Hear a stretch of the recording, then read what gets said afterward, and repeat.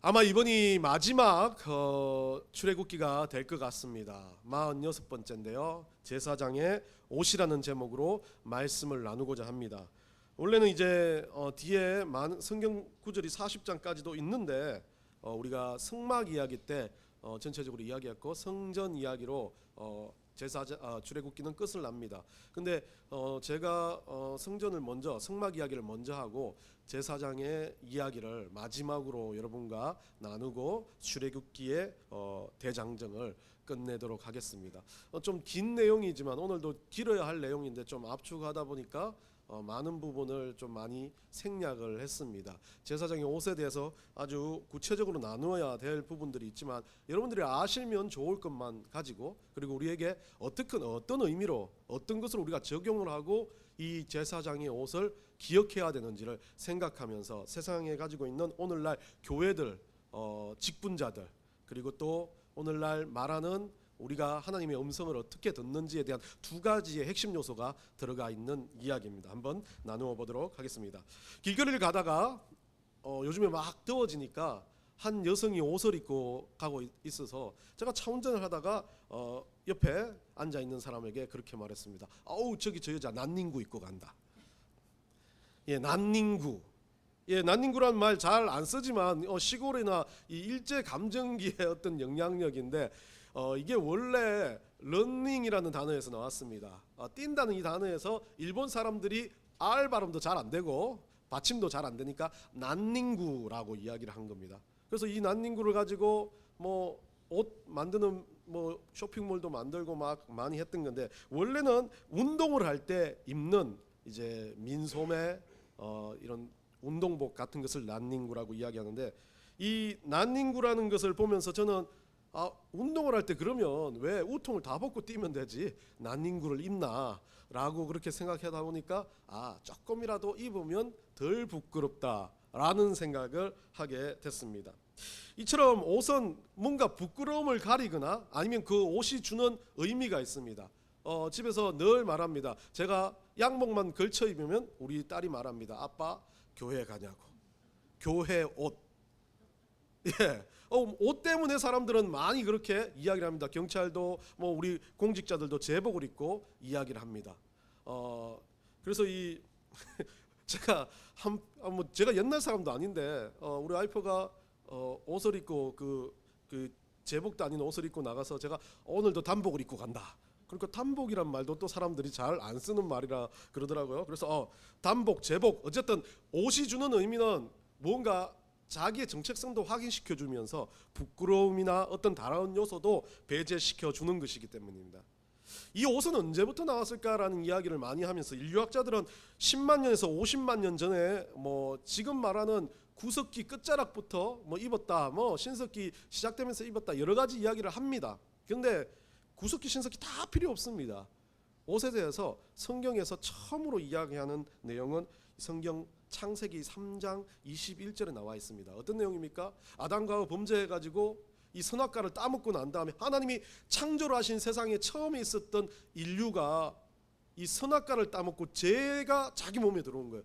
그러니까 죄가 들어온다는 게 일종의 많은 사람들은 내가 죄인이라는 걸 알게 되는 요소라는 거죠. 근데 많은 사람들은 내가 죄인이야, 내가 잘못됐어라고 이야기하지만 죄가 들어온다는 이야기 아니라 죄를 알게 되는 눈을 뜨게 된 게 선악과였습니다. 그런데 이 선악과가 어떤 것입니까? 하나님의 명령, 하나님이 하지 말라고 했던 것을 어겼기 때문에 그것이 원죄라고 해서 그 죄가 들어온 거죠.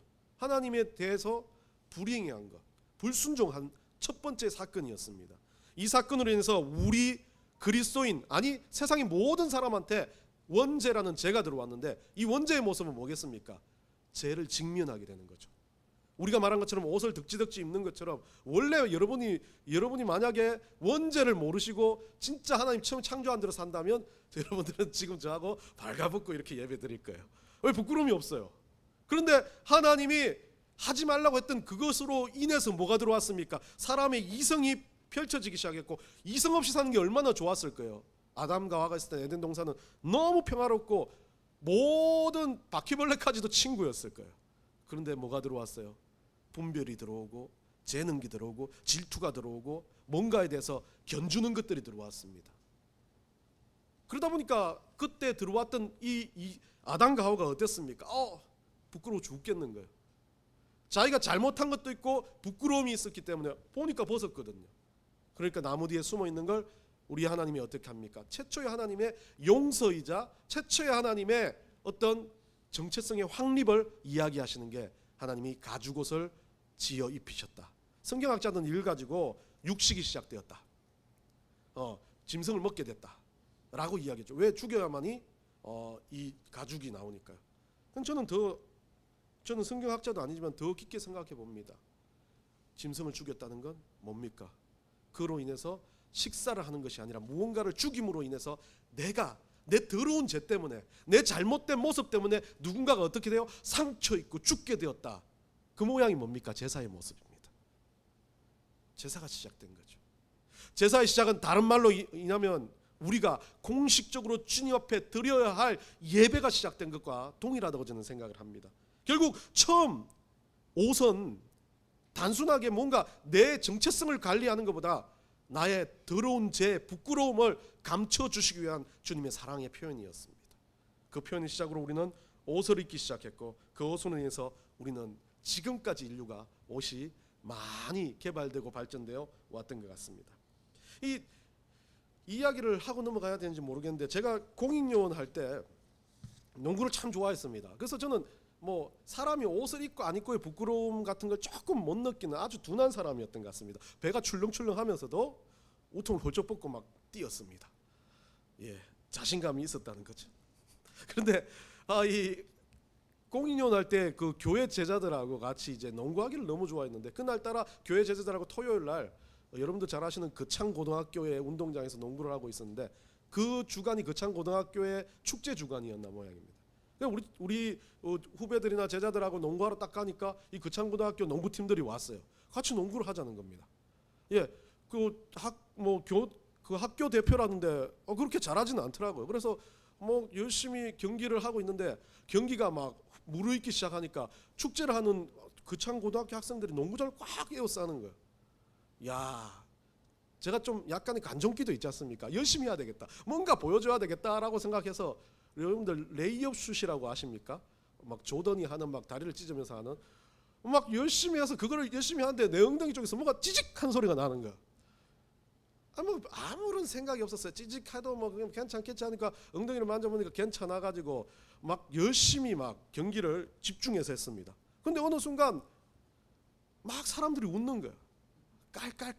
깔깔깔깔 웃는 거예요. 그래서 저도 아무 생각 없이 계속 농구를 하는데 막 애들이 막 하다가 우리 제자가 와서 어깨를 두드리면 선생님 큰일 났어요 그러는 거예요.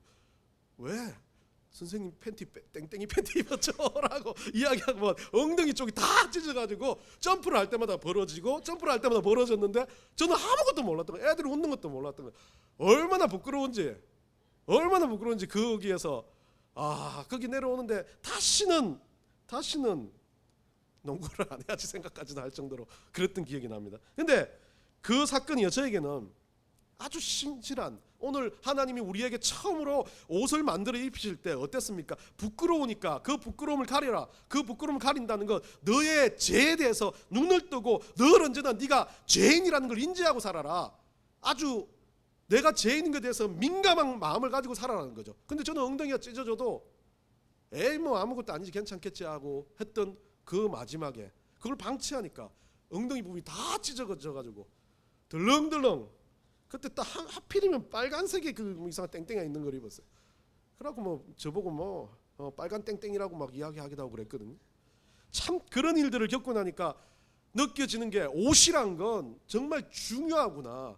어쩌면 하나님께서 우리에게 이 옷을 입히시면서 그리스도인이라는 그 옷을 입히면서 늘 반복적으로 내가 그리스도인이라는 것 죄로부터 떠나야 되는 그 정체성을 가지고 살아야 되는 게 우리 하나님께서 우리에게 주시는 옷이 아닌가를 한번 생각해 보게 됩니다.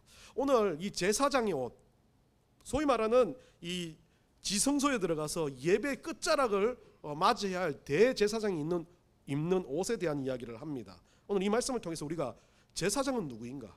오늘날의 또 제사장은 누구인가? 그리고 제사장의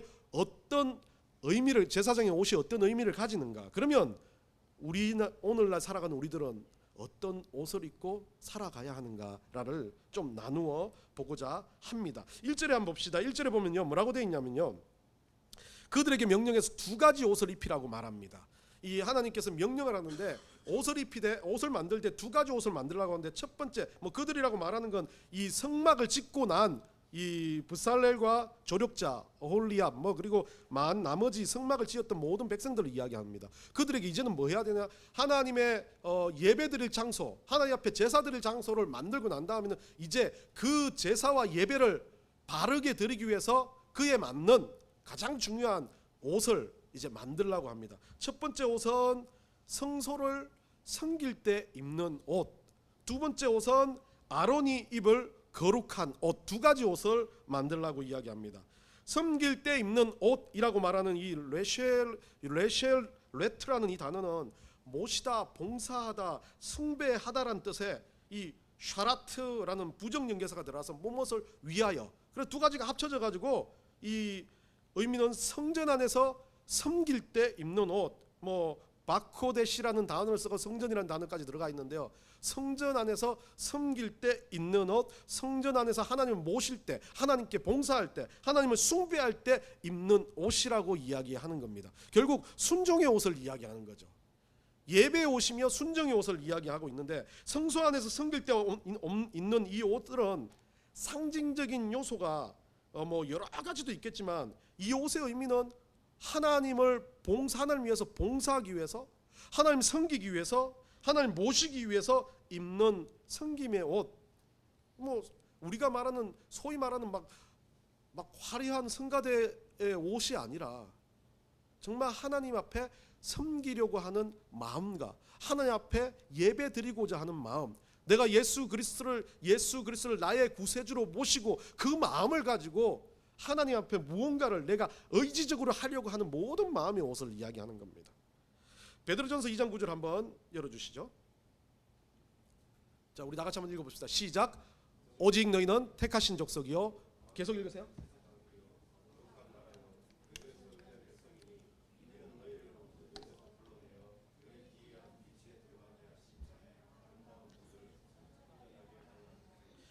자, 구약의 제사장이라고 이야기하는 제사장은 신약의 제사장으로 연결되는 과정 속에서 지금은 제사장은 사라져 버렸습니다. 신약에 어디에서 제사장이 사라졌냐면, 예수 그리스도께서 이 땅에 오시고 죽으시고 부활하신 그 사건으로 해서 제사장이란 직분이 사라졌는데요. 우리 성경 하나 더 봅시다. 다음 거 보겠습니다. 아니요. 한번 읽어봅시다. 시작. 성소의 휘장 한가운데가 찢어지더라. 그리고 또 읽읍시다. 이에 성소 휘장이 위로부터 아래까지 찢어져 둘이 되니라.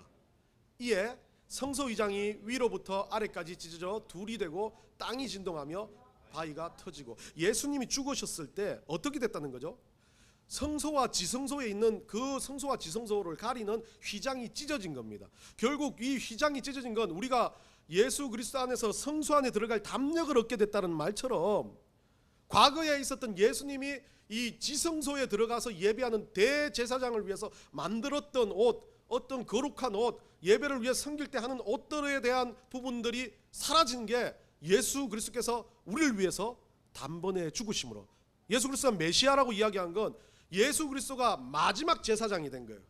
예수 그리스도를 죽으심으로 예수의 보혈의 피가 우리를 씻겼다, 우리를 구원하게 되었다는 의미가 여기 있는 겁니다. 예수님께서 마지막 제사장으로 우리를 위해서 피 흘려 죽으심으로 우리가 하나님 앞에 갈 수 있게 길을 열어주신 거예요. 과거엔 대제사장만 이 옷을 입고 들어갈 수 있었다는 겁니다. 뒤에 나오는 에봇이라는 옷도 있고 여러 가지 옷이 있는데, 그 옷을 입고 들어갈 수 있었던 것을 이제는 우리가 예수 그리스도의 죽으심을 힘입어 그것을 믿었기 때문에, 예수님이 나를 위해 죽으셨다는 것을 믿는다는 입으로 시인하는 그 한 가지 사건으로 인해서 하나님을 만나러 갈 수 있게 되었다는 거죠. 자, 보면 이 섬김의 옷과 달리 거룩한 옷이라고 쓰여져 있는 오늘 본문에 보면요, 오늘 본문에 보면 누구를 위해서요? 누구를 위해서 하나 옷을 더 만듭니까?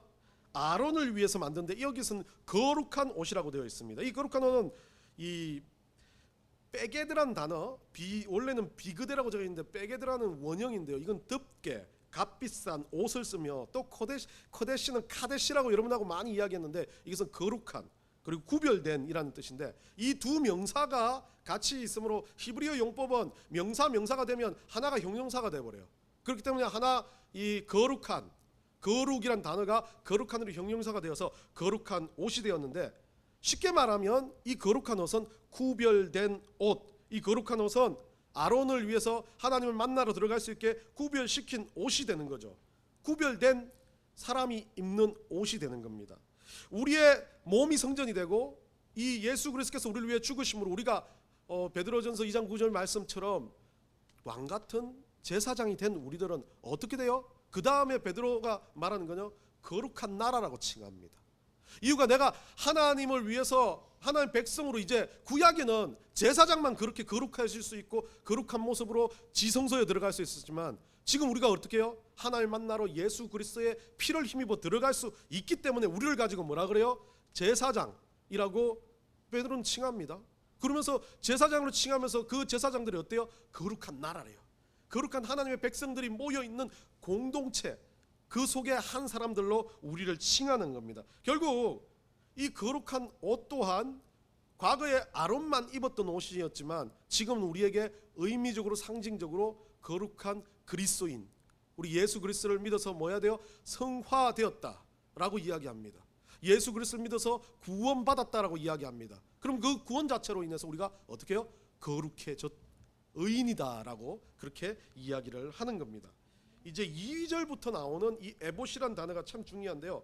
이 대제사장이 입는 옷에 구별된 옷이 에봇이란 단어인데, 이 주석에서는 이 에포트라는 단어를 씁니다. 물론 여러분들이 한번 읽어보세요. 어떤 종류 어떻게 만드는 것이 중요한 것이 아니라 어떤 식으로 왜 입었냐라는 게 더 중요한데요. 이 에포트는 의복이라는 말에서 이 에포트가 에봇이 되었는데 이것은 의복이라는 뜻입니다. 결국 특별한 사람이 자기의 정체성을 가지고 걸쳐 입는 옷들을 이야기하는 거죠. 제가 말한 단복이나 제복과도 같은 의미로 쓰여집니다. 그렇기 때문에 이 제사장의 옷, 이 에봇은 제사장의 정표이고, 이 에봇을 입어야만이 지성소로 들어갈 수 있는 거죠. 자, 한번 사진 한번 보여주세요. 사진 한번 보시면 이제 제사장의 옷 어떻게 입었는지가 나와 있습니다. 과거 이 중요한 건요, 패션도 아니에요. 과거 이 제사장만 입을 수 있는 거예요. 이거 입었다간 큰일 나요. 예, 잘못 입었다면 죽는 겁니다. 보시면 알겠지만 제사장의 옷은 출애굽기 28장하고 39장 두 군데서 나와지는데, 관, 머리에 관, 그리고 이마에 순금패, 그리고 어깨 바지, 호마노가 어깨 바지 옆에 있는 이렇게 조우는 것들이거든요. 판결의 흉패, 반포 속옷, 띠, 에봇, 겉옷, 석류와 금방울인데요. 중요한 건 머리에 순금패, 그리고 에봇, 그리고 마지막에 있는 석류와 금방울, 마지막에 말하겠지만 판결의 흉패가 좀 중요한 요소 중에 하나입니다. 여러분들이 그냥 알고만 있으면 돼요. 이건 뭐 잘한다고 뭐 청실 홍실 얘가 성막 이야기할 때는 그게 뭐 어떤 의미를 가지고 어떤 의미를 가지는 그 만들었던 그 어떤 재료가 중요한 것보다는 의미가 더 중요하기 때문에 이 정도로 제사장이 입었다라는 것을 알면서 여러분들이 여기에서 중요하게 봐야 될 것만 봅시다. 순금패라고 말하는데 이 순금패 머리 쪽에서 순금패에 뭐라고 되어 있냐면, 이 순금패는 그 위에 뭐 예수님의 예표로 되어 있지만 이 순금패에 있는 뭐 중요한 건 여기 위에 그렇게 적혀 있거든요. 글씨 보입니까? 여호와의 성결, 보십니다. 여호와의 성결이라고 히브리 단어로 적혀 있는데, 이것은 그 제사장의 정체성이에요. 성결하다. 아까 거룩한 옷, 성결한 옷을 입으라고 했어요. 지성소에 들어갈 수 있는 사람은 죄 없는 순결하고 성결한 사람들이었단 말이죠. 그렇기 때문에 그것을 표현하는 겁니다. 그 의미예요. 제가 봤으면 저거는 그냥 싹 챙길 수 있는, 청실로 챙길 게 아무것도 없어요. 저 12가지는 뭐 옥이나 보석으로 되어 있지만 제일 값비싼 게 순금패 같아요. 여하튼 저 순금패는 순금, 정금 이야기하는 게 성결을 상징하기 때문에 순수함, 성결, 거룩함을 상징하는 순금패로 여호와의 성결이라고 이마에 붙이면서 난 순결하다라는 것을 이 대제사장이 하나님 앞에 보여주는 거죠. 그렇게 이야기하는 겁니다. 오늘날 저 순금패가 예수 보혈과 같은 거예요. 예수님으로 인해서 우리가 어떻게 돼요? 거룩해진 거잖아요. 과거는 저렇게 받은 것으로 가지고 거룩한 표현하라고 했지만 우리는 정말 예수 그리스도를 믿는 것만으로도 의인이 된 거기 때문에 저 순금패는 우리는 벌써 받은 거예요. 그래서 그 순금패가 중요하고 에봇이라는 옷인데, 이 에봇은 조금 전에도 말했겠지만 제사장의 예표, 제사장만 입는 옷, 일종의 안쪽에 있는 것이 아니라 겉옷의 조끼처럼 입는 저 옷을 에봇이라 그럽니다. 그 에봇은 뭐 제사장의 정표라고 보면 되고요. 마지막으로 밑에 있는 성류와 금방울이 있어요. 성류화나 금방울 이렇게 같이 있거든요. 그래서 제사장이 그럴 때 방울 소리가 난다라는 거죠. 그래서 제가 예전에 여러분들한테 설명을 했죠. 지성소에 들어갔어요. 제사장이 죄를 품고 들어갔습니다. 지성소에서 제사장이 걷는 소리가 안 나요. 방울 소리가 안 나요. 그래서 제사장의 뒤쪽에는 끈을 묶고 갖고 들어가기도 한답니다. 그래서 방울 소리가 안 나면 잡아당기는 거죠.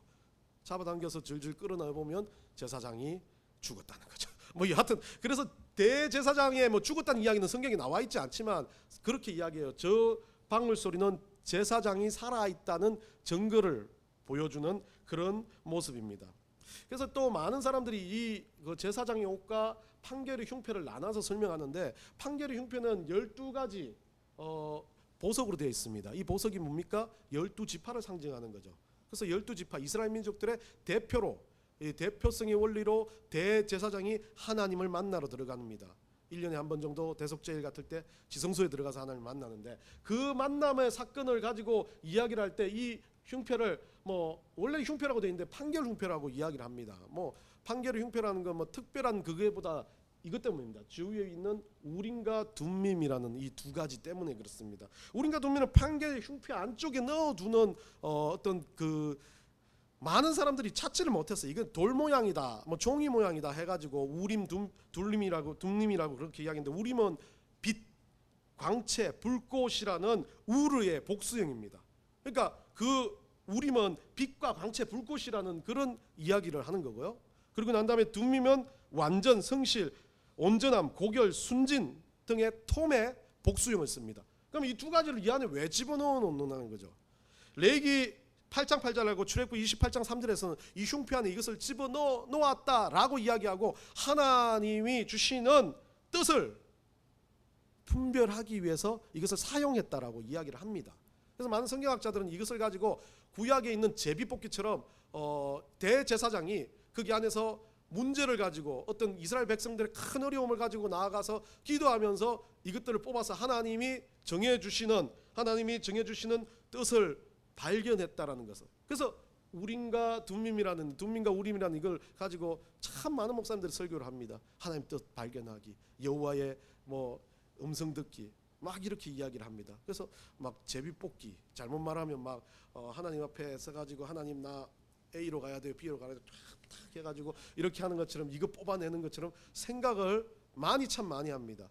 근데 생각해 보세요. 이거 뽑는다고 이게 음성이 들립니까? 우림과 둠림의 내용은 소위 말하는 이 완전한 빛, 완전한 불꽃, 완전한 뭐 고결한 광채 이런 뜻이지 않습니까? 근데 뭐 둠림과 우리 저렇게 여기는 이 사람들은 성경학자들이 이야기하는데 저렇게 까만색 돌이나 하얀색 돌 같은 돌로 되어 있어서 그걸 꺼내면서 둘이 비슷한 모양을 해서 꺼내면서 막 까만색이 나오면 노다, 뭐 하얀색이 나오면 예스다라고도 이야기할 수 있지만, 누가 어떤 의미로 그것을 어떤 판결로 하나님의 뜻을 구분했는지는 아무도 그렇게 기록해 놓지 않아서 잘 모릅니다.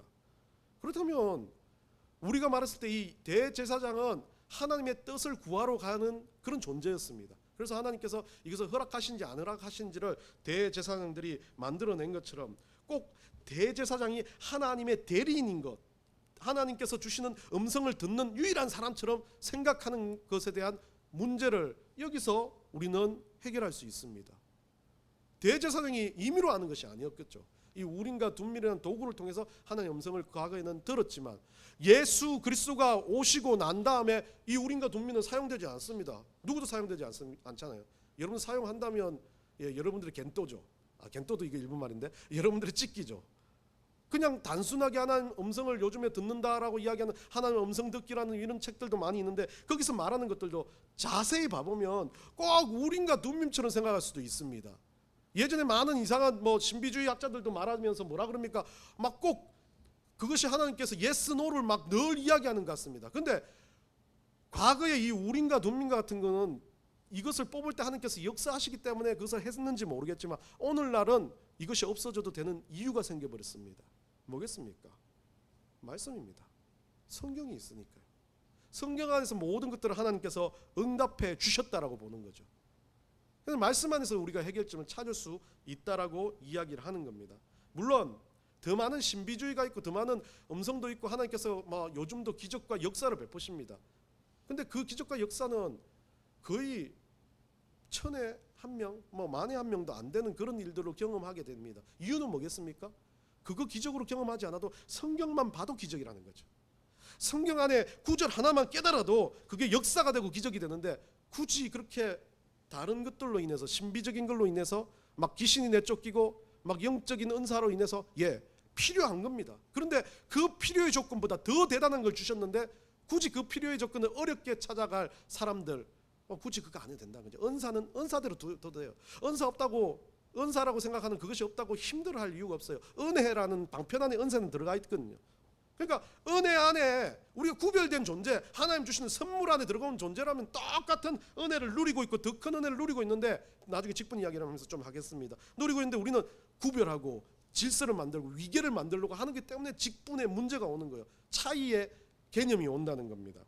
그래서 이 예수님이 오심으로 이 모든 것들이 다 없어져 버렸어요. 제사장의 옷은 없습니다.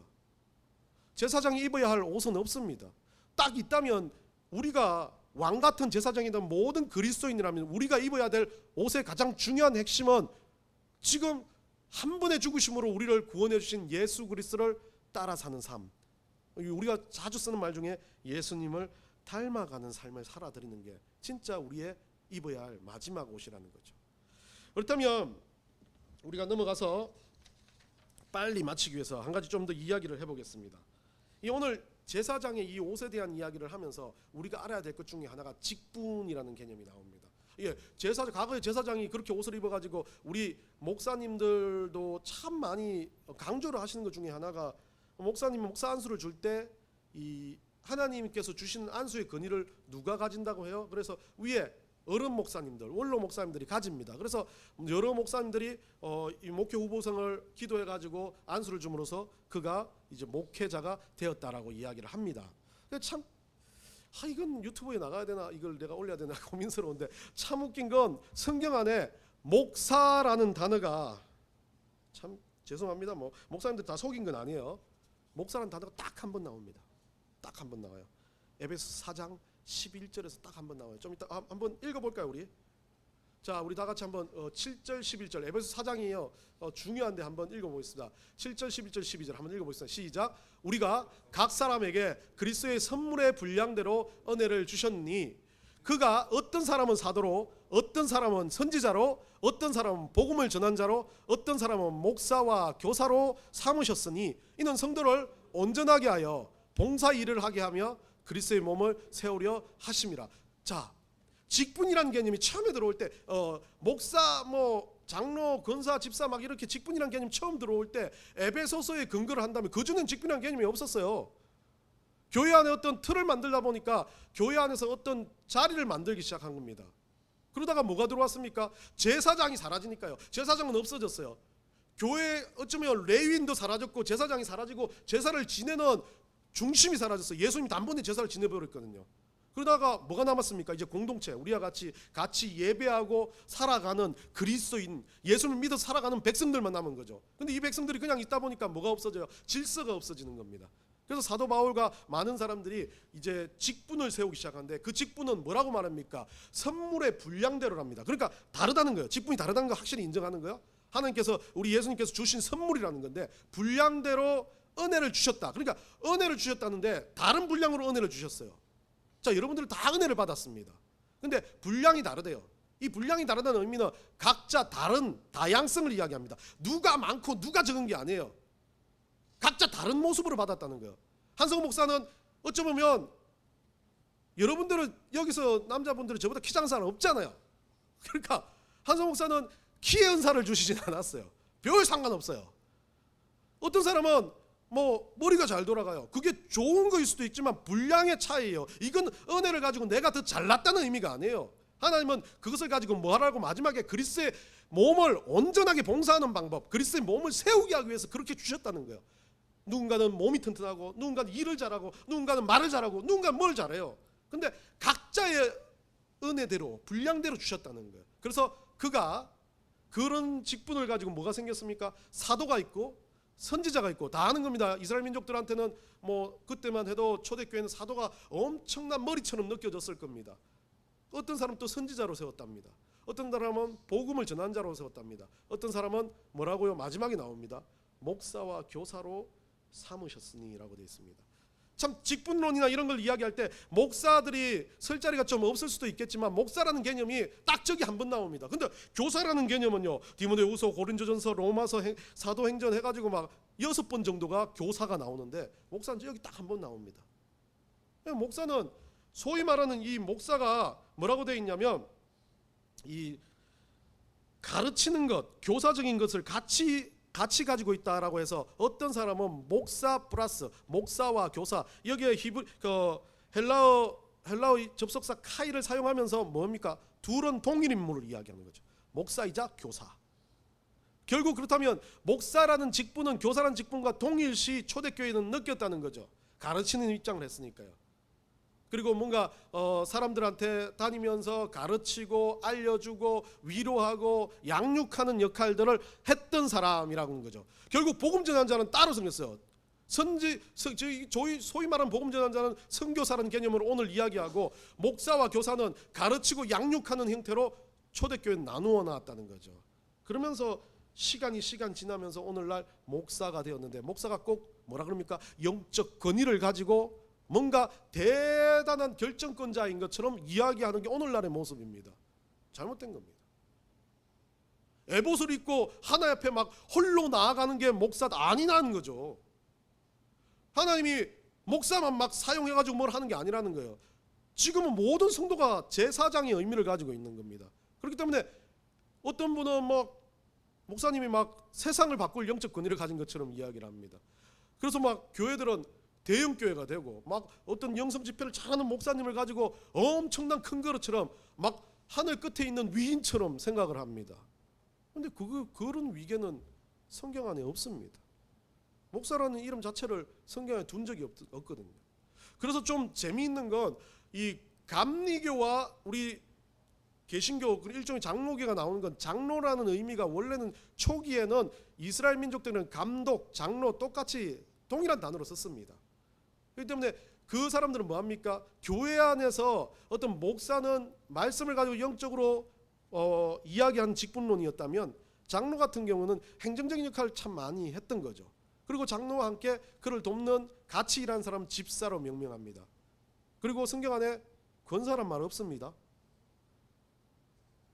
그 성경 안에 전도사라는 말 있습니다. 뭡니까? 복음을 전하는 사람은 전도사잖아요. 전도. 부목사란 말 없습니다.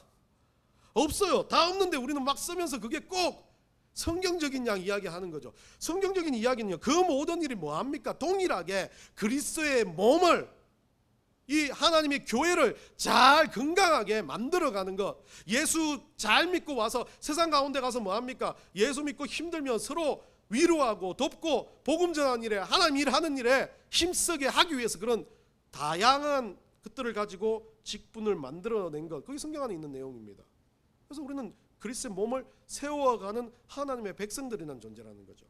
자, 여기서 하나 마지막으로 이야기할 건요, 우리 한번 마지막에 장로 집사 이야기를 한번 디모데전서 3장 이야기를 통해서 한번 이야기를, 재직 세미나도 아닌데 이거 이야기 돼가지고 제사장의 옷의 직분론에 대한 이야기를 좀 하기 위해서 그런 겁니다. 어떤 교회는 그래요, 이 제사장이라는 이것 자체를 아직까지도 신비주의적으로 이야기해가지고, 여러분들 요즘에 일어나는 신사도주의라는 이단들이 있습니다. 소위 말하는 한국교회 잘 나가는 목사님들도 자기만이 사도다, 내가 사도의 권위를 받았다. 그래서 꼭 그래요. 교황이 뭐 입습니까? 어두모 쓰고 이 자기가 베드로의 후예인 양 이야기를 합니다. 그 옷이 베드로의 후예를 상징하는 것처럼 꼭 베드로의 권세가 자기한테 있는 것처럼 이야기합니다. 그런 건 잘못된 권세예요. 그건 옷이 아니에요. 그런 옷은 입을 필요가 없다는 겁니다. 자, 그래서 디모데전서 3장에 보면 이 감독이라고 말하는 그 장로에 대한 직분에 대한 이야기, 집사람 직분에 대한 이야기를 하고 있습니다. 우리 다 같이 한번 읽어봅시다. 시작. 미쁘다 이 말이여 곧 사람이 감독의 직분을 얻으려 하면 선한 일을 사모하는 것이라 함이로다. 그러므로 감독은 책망할 것이 없으며 하나님의 남편이 되며 절제하며 신중하며 단정하며 나그네를 대접하게 하며 가르치기를 잘하며 술을 즐기지 아니하며 구타하지 아니하며 오직 관용하며 다투지 아니하며 돈을 사랑하지 아니하며 넘겨주세요. 자기 집을 잘 다스려 자녀들로 모든 공선함으로 복종하게 하는 자라야 할지며 사람이 자기 집을 다스릴 줄 알아야 알지 못하면 어찌 하나님의 교회를 돌보리요. 그 다음 집사입니다. 봅시다. 읽어봅시다. 시작. 이와 같이 집사들도 정중하고 일구이연하지 아니하고 술에 임박히지 아니하고 더러운 일을 탐하지 아니하고 깨끗한 양심의 믿음의 비밀을 가진 자라야 할지니 이에 이 사람들을 먼저 시험하여 보고 그 후에 책망할 것이 없으면 집사의 직분을 맡게 할 것이요. 여러 가지 이야기를 하고 있어요. 근데 장로에게 있어서는 핵심적으로 봤을 때 우선 하나님을 잘 섬기는 것도 중요하겠지만 이 사람의 장로에 대한 이야기는 가정적이어야 된다는 거예요. 장로가 돼야 될, 저는 여기에 많은 사람들이 막 교회에 와서 열심히 일하고 교회에 와서 막 헌금 많이 내고 교회에 와서 뭔가 잘하는 사람을 장로라고 이야기하는데 오늘 디모데전서에서 바울이 말하는 이야기는 장로가 남편이 되며 절제하며 신중하며 하나님의 남편이 된다. 가정적인 거요. 4절에서요. 자기 집을 다스리고 자녀들로부터 공손하게 복종하게 하는 자. 5절에서요. 자기 집을 다스리지를 알지 못하는 사람이 어찌 하나님 교회를 섬기겠냐. 가정에 대한 문제가 더 많이 나와 있어요. 다른 말로 하면 뭐예요? 가장 기초적인 걸 잘하는 사람, 가장 밑바닥부터 할 수 있는 사람. 그래서 어느 장로님들은 막 교회 화장 청소를 한다. 예, 맞아요. 그게 장로의 직분입니다. 교회를 위해 섬기기 위해서 자기 가정을 애써 돌보고, 그리고 정말 교회를 돌보기 위해서 가장 낮은 일부터 하는 게 장로라고 저는 생각해요. 집사도 마찬가지인 거예요. 깨끗한 양심을 가지고 정숙하게 그 일들을 하는 사람, 믿음의 비밀을 가지고 사는 사람. 여기서 많은 사람들이 이야기하는데요, 장로가 되면 담배 술 안 해야 된다. 이거 나가면 안 되는데. 담배 술 안 해야 되는데 성경의 기록에는 즐기지 아니한다로 되어 있어요, 장로가. 그리고 집사도 뭐 되겠습니까? 임박히지 않는다고 되어 있어요. 먹지 말라고 합니까? 또 이래 말하면 다 사람들을 막 그거 하겠는데, 먹지 말라고 합니까? 담배 피지 말라고 합니까? 그거 가지고 막 장로의 척도 있냐? 그거 가지고 막 영적인 행실의 척도 있냐? 하는 거 잘못된 거예요. 직분에 대해서 잘못 이해하고 있는, 행실의 문제가 아니라 막 날마다 엄청 막 거룩하게 막 하나님 일 잘하는 것 같고 막 하는 사람도, 난 술을 입에도 안 대 막, 그리고 나는 아무것도 막 세상적이지 않아 막, 그렇게 세상에 나갔어도 막 복된 일만 하는 것처럼 하는데 집에 와서는 애를 개패듯이 패고 막, 그런 사람이 장로가 될 수 없다는 거예요. 가장 중요한 핵심은 가정적인 사람이 먼저야 하는 거죠. 그리고 하나님 섬기는 건 우선 기본이고요. 뭐 여하튼 제가 보는 관점인데, 여러분 너무 이거를 깊게 생각하면 성경 말씀 그대로 봤을 때 장로의 직분이라고 하는 이야기, 집사의 직분이라고 하는 이야기는요, 쉽게 말하면 그거죠. 진짜 순종하는, 순종의 옷을 입고 거룩함의 옷을 입는 거. 자, 그러면 이 순종함과 거룩함에 과거에 있었던 제사장의 옷은 장로 집사만 있습니까? 아니요. 여러분들 다 입어야 될 옷이라는 겁니다. 예수 믿는다면 누구나 입는 옷입니다. 그 옷의 목적은 뭐예요? 내가 하나님께 순종하는 건 뭡니까? 하나님 사랑하는 겁니다. 예수님 말한 것처럼요. 그리고 거룩한 옷을 입는 것은 뭐예요? 밖으로 나가서 내가 그리스도인으로 살아드리는 모습으로 사는데, 그 거룩한 옷은 무엇을 상징합니까? 복음의 전파입니다. 결국 예수님 말한 내 하나님을 사랑하고 내 이웃을 내 몸과 같이 섬기라는 그 두 가지 계명에 이 옷이 들어가 있다는 겁니다. 섬김의 옷과 거룩의 옷이요. 그것은 집사도 있고 장로도 있고 목사도 있고 다 입어야 할, 그리스도인이라면 입어야 할 예수를 닮아가는 옷이라는 것을 기억했으면 좋겠습니다. 직분은요, 대단한 것을 있는 게 아닙니다. 여러분이 다 직분자예요. 여러분이 다 하나님 백성이라는 거예요. 여러분이 다 교회 안에서 이름으로 집사로 세우지 않았다 할지라도 하나님을 위해서 거룩한 옷을 입고 순종의 옷을 입고 산다면 그게 집사고요. 장로라고 이름 세우는 건 교단의 법칙상 세우겠지만, 그 법칙도 따라야 되겠지만, 그래도 그것보다 더 중요한 건 내가 어떤 존재로 하나님 앞에 살아가고 있냐라는 게, 어떤 옷을 입고 하나님 앞에 살아가고 있냐는 게 더 중요하다는 겁니다. 자, 말씀의 결론 방금 했던 말입니다. 근데 딱 하나 더 이야기를 하면, 많은 사람들은 교회 안에서 초대교회에 있었던 것처럼 누가 먼저냐는 싸움을 해왔습니다. 예, 막 열심히 봉사하는 사람 보면 교회 중심이 된 것 같아요. 헌금을 많이 낸 사람 보면 교회 중심이 된 것 같아요. 그래서 꼭 내가 교회 중심이다라고 서로 싸움을 하는데, 그 싸움을 하다 보니까 사람들이 뭐를 만듭니까? 계급을 만들기 시작합니다. 파벌도 생기기 시작하고요. 그래서 뭐 소위 말하는 누가 아볼로파냐, 누가 개바파냐라는 이야기가 나오는 거예요. 난 전도하는데 열심히 갔어. 선교부야. 선교부 열심히 일했어요. 근데 교회 안 선교부가 최고야. 왜? 우리는 막 야전사령과 같은 복음을 전하는데. 아니, 너희들 돈 대주는 게 누구야? 우리 행정하는 사람들이야. 막 이렇게 싸우기 시작합니다. 그래서 그 모든 싸움의 중심은요, 누가 먼저 있냐는 거죠. 계급이에요. 장로, 집사 이런 계급들을 초대교회에서 만든 건 계급이 아니라 정말 하나님의 일을 성도가 아까 중요하게 단어를 봤는데요, 온전하게 봉사하기 위해서, 온전하게 중요한 단어예요. 하나님의 일을 제대로 하기 위해서 만들어 놓은 계급이 아니고요, 만들어 놓은 가장 낮은 직분입니다. 기억하셨으면 좋겠어요. 어느 교회 가든지 다른 교회에 있든지 여러분들이 직분이 되고 어떤 일들을 하고 어떤 옷들을 입든지 간에 이것을 기억하며 살아가는 여러분들이 되시기를 간절히 축원합니다.